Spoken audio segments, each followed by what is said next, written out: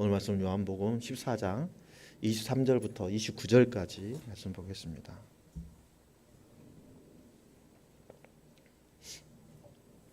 예수께서 대답하여 이르시되 사람이 나를 사랑하면 내 말을 지키리니 내 아버지께서 그를 사랑하실 것이요 우리가 그에게 가서 거처를 그와 함께 하리라.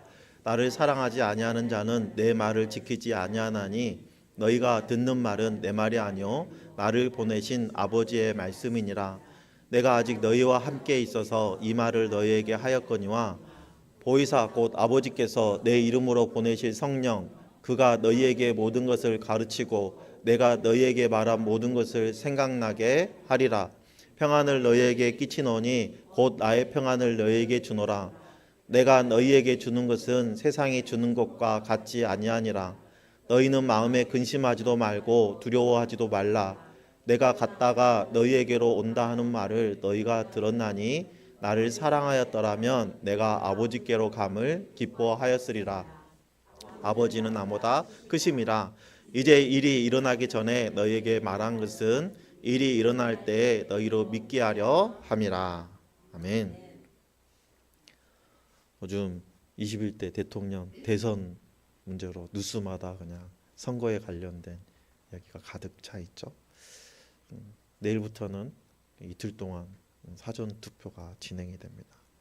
선거철만 되면 권력욕에 사로잡힌 사람들이 눈에 띄게 되죠. 그래서 프리드리히 니체는 삶의 본질을 권력의 의지로 보았어요. 모든 것은 영원히 반복된다는 영혼회귀도 주장을 했죠.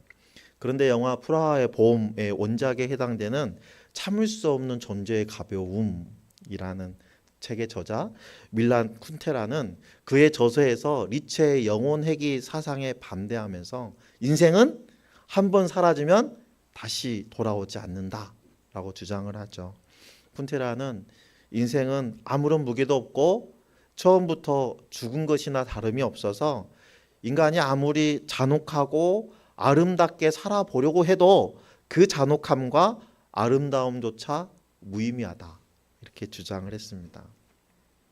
니체는 영혼회귀 사상은 영혼회귀 사상에서 인생은 무거운 짐이라고 표현했어요.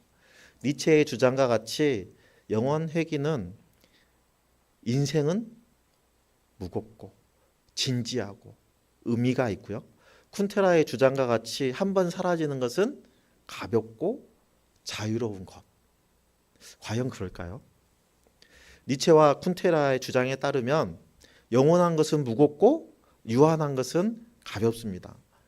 이 땅에는 하나님이 정하신 질서에 따라서 수많은 생명이 태어나고 또 수많은 생명이 죽어갑니다.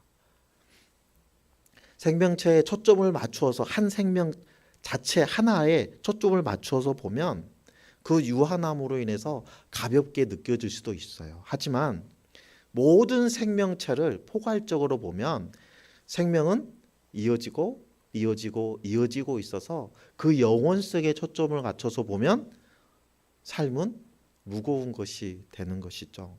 이러한 논리로 보면 성도들은 이 가벼움과 무거움을 같이 가지고 있는 사람들이에요. 이 세상에서 짧은 삶을 가벼움이라고 한다면 주님이 주신 영원한 생명은 무거움이라고 표현할 수 있기 때문이죠. 근데 사람들은 이 생의 문제를 무거움이라고 생각합니다. 이 세상 살아가면서 마주오는 인생의 문제들을 무거운 짐이라고 생각해요. 이 무거운 짐을 가볍게 하기 위해서 방법을 수없이 찾죠. 그러나 성도들에게는 이 무거움도 가벼움이 될 수 있어요. 왜냐하면 그것과 비교도 되지 않는 무거움을 경험하고 있기 때문이에요. 무거움과 가벼움은 상대적인 거죠. 이렇게 아령을 할 때 3kg 아령을 가지고 운동하는 사람은 5kg, 10kg 아령을 들으면 무겁다라고 표현하겠지만 평상시에 10kg 아령을 가지고 운동하는 사람은 3kg 아령을 가볍다라고 표현하겠죠. 마찬가지로 인생의 무게도 사람에 따라서는 가벼울 수도 있고 같은 상황이지만 어떤 사람에게는 무거울 수도 있는 거예요. 그런데 여러분, 인생의 무게가 아무리 무거워도 영원한 것의 무게와는 비교할 수가 없겠죠. 영원한 것에는 영원한 생명도 있지만 영원한 죽음도 있어요. 죽음이냐 생명이냐 이것을 결정하는 것은 죄의 유무에 달려 있죠. 그런데 이 죄의 무게는 너무너무 무거워서 인간의 힘으로는 견딜 수가 없어요. 그래서 예수님은 인생을 향하여 이렇게 말씀하십니다. 마태복음 11장 28절 수고하고 무거운 짐진 자들아 다 내게로 오라 내가 너희를 쉬게 하리라. 또 이어지는 29절 30절 말씀을 보면요. 나는 마음이 온유하고 겸손하니 나의 멍에를 메고 내게 배우라. 그리하면 너의 마음이 쉼을 얻으리니 이는 내 멍에는 쉽고 내 짐은 가벼움이라 하시니라. 내가 지고 있는 이 무거운 짐들을 주님 앞에 내려놓고 주님의 멍에를 메고 말씀대로 행하면 가볍다는 거예요. 그런데 문제가 있어요. 주님의 멍에를 지는 이 위해서는 반드시 고난의 길을 거쳐야 된다는 거예요. 주님의 가벼운 짐을 지기 위해서는 고난을 겪어야 된다는 거예요. 결국 무거움을 가볍게 지는 삶을 살기 위해서는 반드시 고난의 길을 걸어야 되는 거예요. 고난의 문을 통과해야 되는 거예요. 좁은 문을 지나가야 되는 것입니다. 오늘 우리가 살펴본 말씀도 고난과 평안이라는 이 상반된 주제의 말씀을 함께 다루고 있어요. 오늘 말씀을 통해서 고난의 역설 속에 담겨져 있는 참된 평안을 찾고 누리고 또 그러한 사명자의 삶을 살아가기로 결단하는 귀한 시간 되기를 예수님의 이름으로 축복합니다.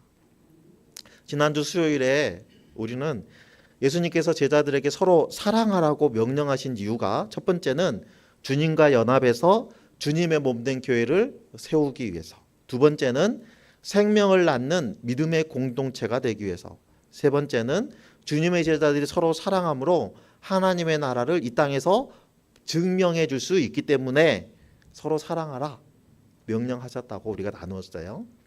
서로 사랑함으로 믿음의 공동체를 이루어야지 성도들을 공격하여 넘어뜨리려는 대적들과 맞설 수 있습니다. 이것이 왜 중요한 것이냐면요. 오늘 본문에 예수님께서 잡히시던 전날 밤에 마지막 만찬 중에 제자들에게 하신 말씀 중에 하나가 서로 사랑하라 라는 거였고, 오늘 우리가 보고 있는 이 말씀이 마지막 만찬 중에 강조하신 또 하나의 말씀이거든요. 예수님은 조금 뒤면 유다 사람들에게 잡혀서 이 땅의 제자들을 남겨두시고 떠나실 거예요. 이제 제자들은 예수님이 안 계시는 동안 세상에서 오는 모든 고난과 박해를 오롯이 감당해야 되는 상황입니다. 세상에 남아있는 제자들은 예수님이 더 이상 자신들과 함께하지 않는다는 것에서 오는 두려움에 휩싸이게 될 것이고, 남겨주신 사명에 대한 그 막중한 무게감을 느끼지 않을 수 없겠죠. 이제 제자들은 예수님의 보호하심 없이 세상과 맞닥뜨려야 되는 거예요.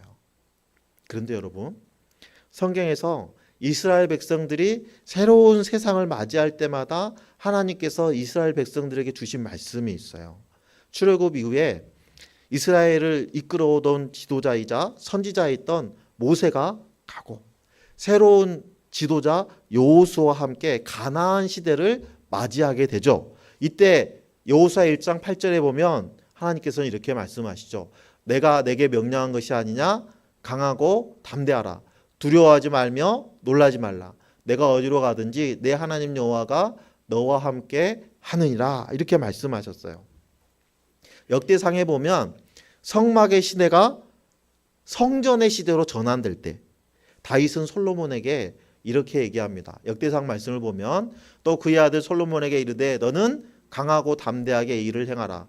두려워하지 말며 놀라지 말라. 내가 여호와의 성전 공사의 모든 일을 마치기까지 여호와 하나님 나의 하나님이 너와 함께 계시사 내게서 떠나지 아니하시고 너를 버리지 아니하시리라. 공통된 단어가 나오죠. 담대하고 두려워하지 말라. 그렇죠? 그래서 오늘 본문 9절에도 새로운 시대를 맞이하는 제자들에게 너희의 마음에 근심하지도 말고 두려워하지도 말라 하고 말씀하시는 거예요. 오늘 본문은 예수님께서 가룟 유다가 아닌 유다라는 제자가 주여 어찌하여 당신을 우리에게는 나타내시고 세상에서는 나타내지 아니하시려 하나이까? 라는 질문에 답변하시는 말씀이에요. 그래서 예수께서 이렇게 말씀하시죠. 사람이 나를 사랑하면 내 말을 지키리니 내 아버지께서 그를 사랑하실 것이요 우리가 그에게 가서 거처를 그와 함께 하리라 하고 말씀하셨어요. 이 말씀은 저번 주에 우리가 살펴보았던 요한복음 13장 35절에 너희가 서로 사랑하면 이로써 모든 사람이 너희가 내 제자인 줄 알리라 하는 이 말씀과 연계해서 생각해야 되는 말씀이에요.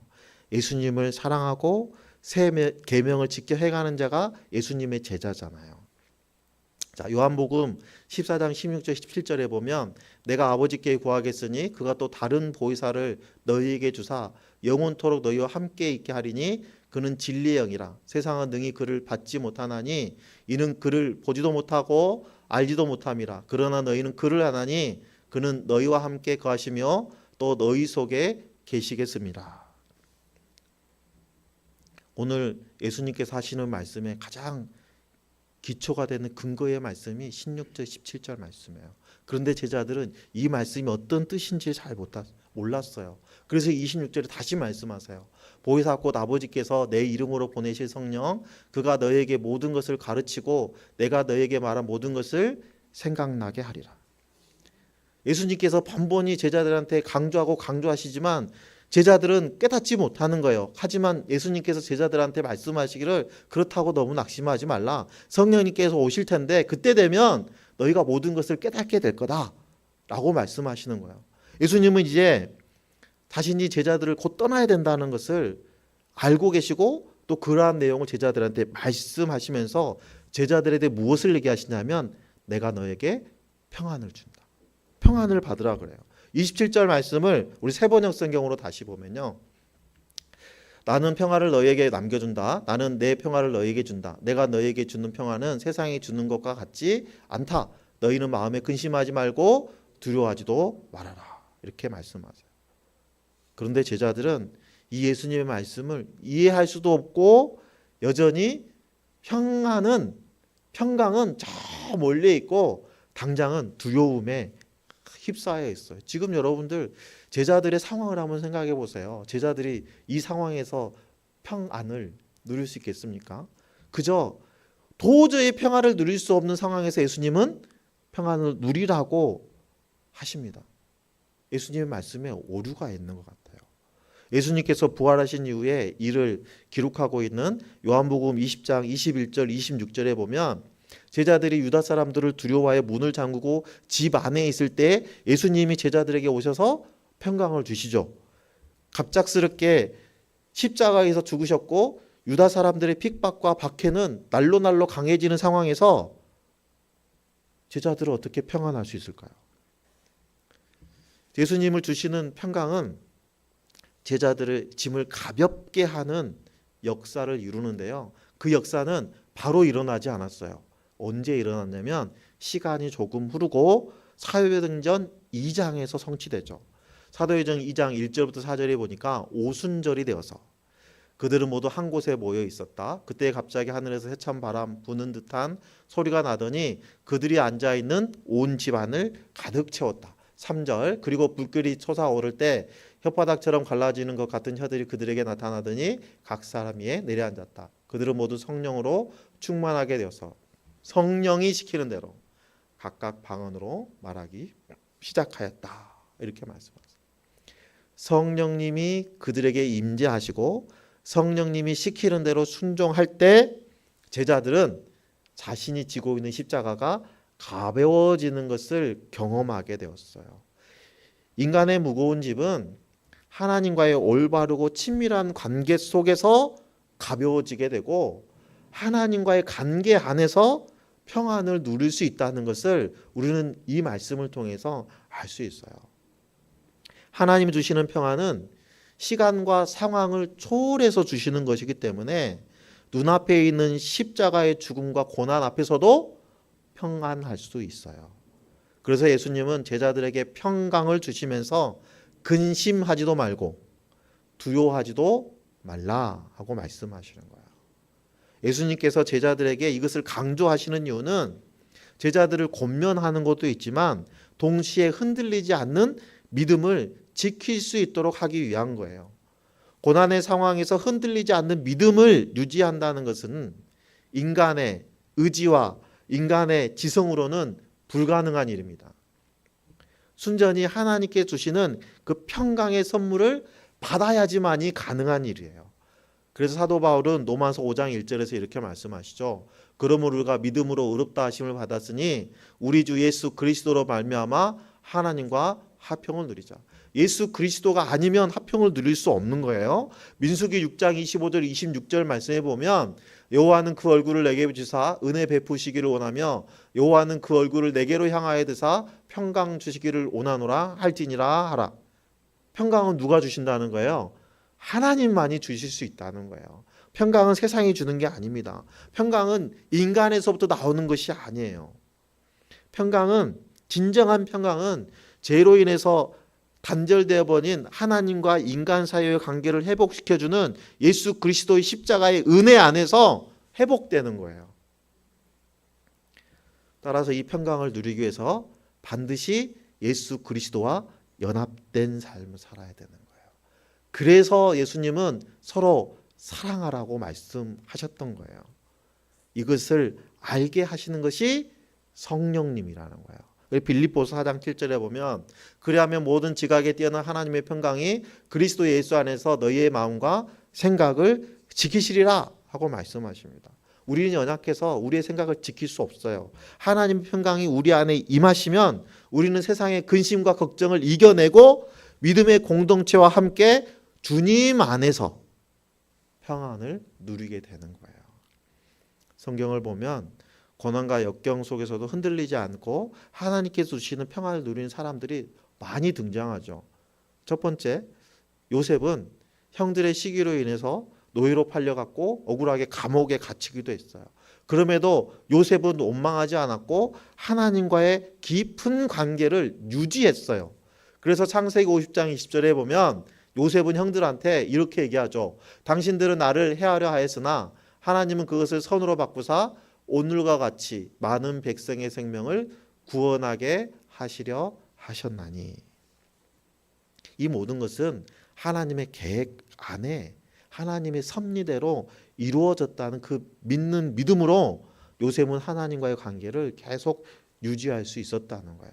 그래서 요셉의 일대기에 보면 하나님이 그와 함께 하심으로 형통하였더라 하는 말이 보디발의 집에 노예로 있을 때 감옥에서 감옥 생활할 때 반복적으로 나타납니다. 다니엘 또한 포로로 끌려가서 이방 땅에서 그 나라의 총리가 되었지만 다른 대신의 시기로 인해서 사자굴에 던져지게 되었어요. 그런데 다니엘은 조서에 쓰인 글이 자신을 잡기 위한 거라는 것을 알면서도 하루에 3번 기도하는 것을 포기하지 않았어요. 왜냐하면 하나님과 나와의 깊은 관계가 그 무엇보다 중요했기 때문이에요. 다니엘은 어떤 상황에서도 하나님과 친밀한 관계를 포기하지 않았어요. 사자굴에 던져지고 그 다음날 다리오 왕이 사자굴 앞에 와서 다니엘을 부를 때 다니엘은 다리오 왕에게 이렇게 얘기하죠.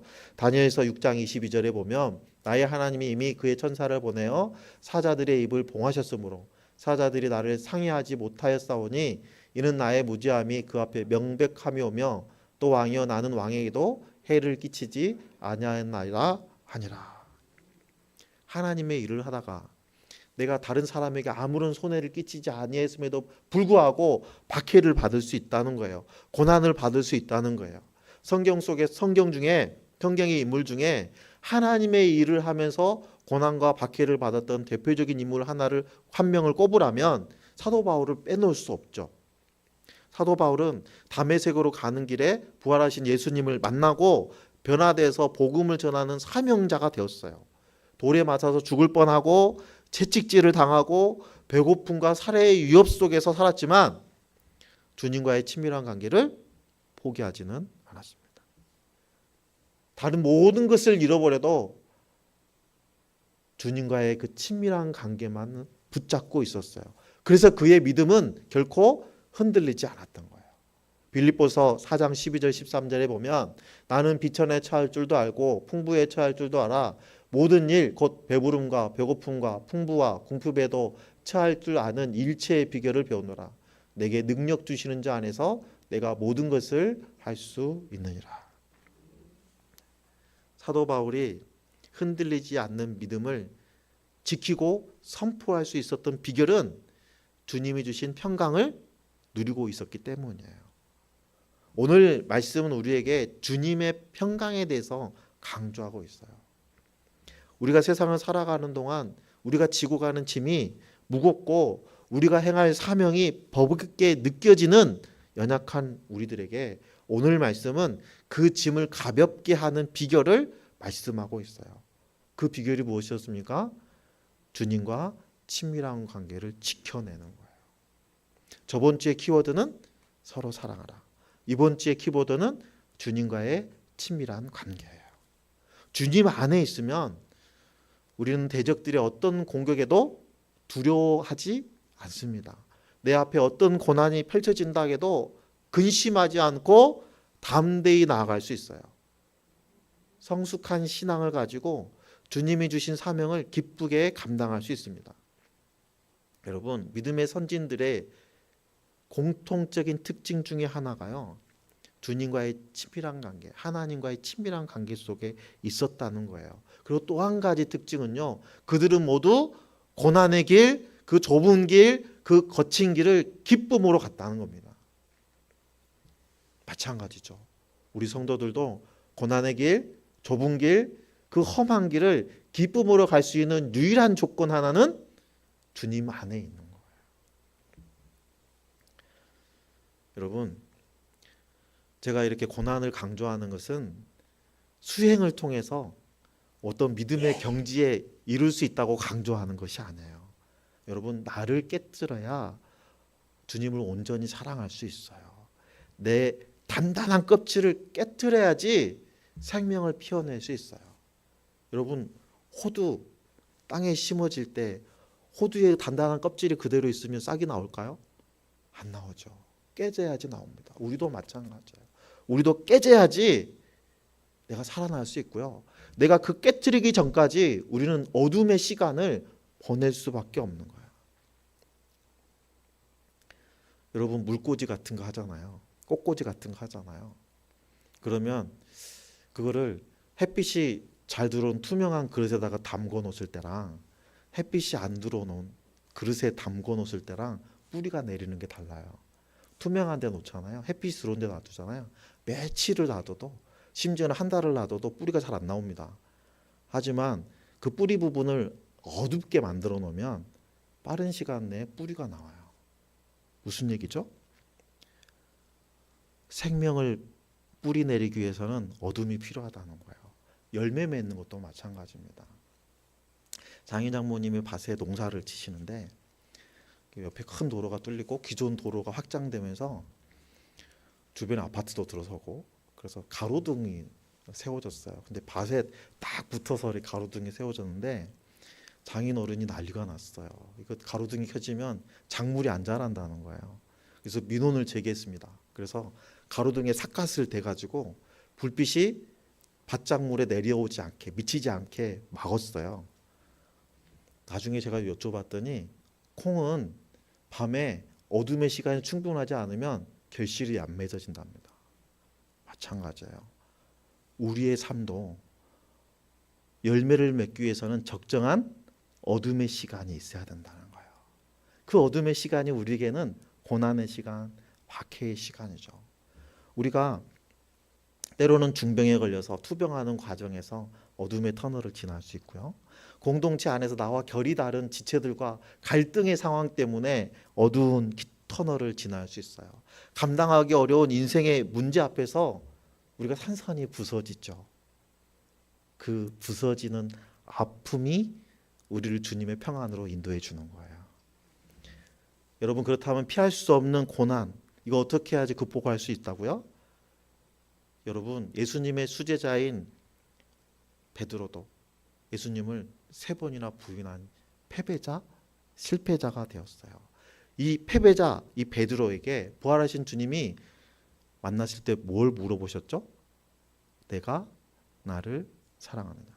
요한복음 21장 15절 말씀을 보면 그들이 조밥 먹은 후에 예수께서 시몬 베드로에게 이르시되 요한의 아들 시몬아 내가 이 사람들보다 나를 더 사랑하느냐 하시니 이르되 주님 그러하나이다. 내가 주님 사랑하는 줄 주님께서 아시나이다. 이르시되 내 어린 양을 먹이라 하시고 예수님은 베드로에게 무려 3번이나 내가 나를 사랑하느냐 반복해서 물으셨어요. 여러분 성경에서 중요한 것은 계속 반복하죠. 2번, 3번 반복합니다. 그러므로 지금 베드로에게 가장 중요한 게 뭐라는 거예요? 예수 그리스도를 사랑하는 거예요. 베드로의 고백을 들은 예수님께서는 베드로에게 내 양을 먹이라, 내 양을 치라 하고 사명을 주셨어요. 이것을 통해서 우리는 사랑이 사역의 가장 중요한 조건이라는 것을 알 수 있게 되죠. 왜 예수님은 베드로에게 사랑을 확인하셨을까요? 사랑이 짐을 가볍게 하는 비결이기 때문이에요. 정말로 중차대한 영혼 구원을 위한 사역을 감당하기 위해서는 내 힘이 아니라 성령님의 역사가 반드시 필요하잖아요. 그래서 주님을 사랑함으로 주님과의 친밀한 관계가 유지되어야지 이 일을 할 수 있는 거예요. 비록 한 번뿐인 인생이라 할지라도 주님 안에서 주님과의 친밀한 관계를 유지하고 살아간다면 주님으로 인해서 우리는 결코 가벼운 존재가 아닙니다. 또한 우리가 감당해야 될 사명은 무겁고 사명자로서의 삶은 버겁지만 주님 안에서 결코 무겁지도 버겁지도 않은 삶을 살아가게 될 거예요. 주님 안에서 평안을 누리기 위해서 우리에게 필요한 단 한 가지는 주님과 친밀한 관계를 지켜내는 거예요. 주님 안에서 주님이 주시는 평강으로 우리의 사역과 우리의 삶이 고난과 역경 중이라 할지라도 더 아름답게 빛나는 삶을 살아내기를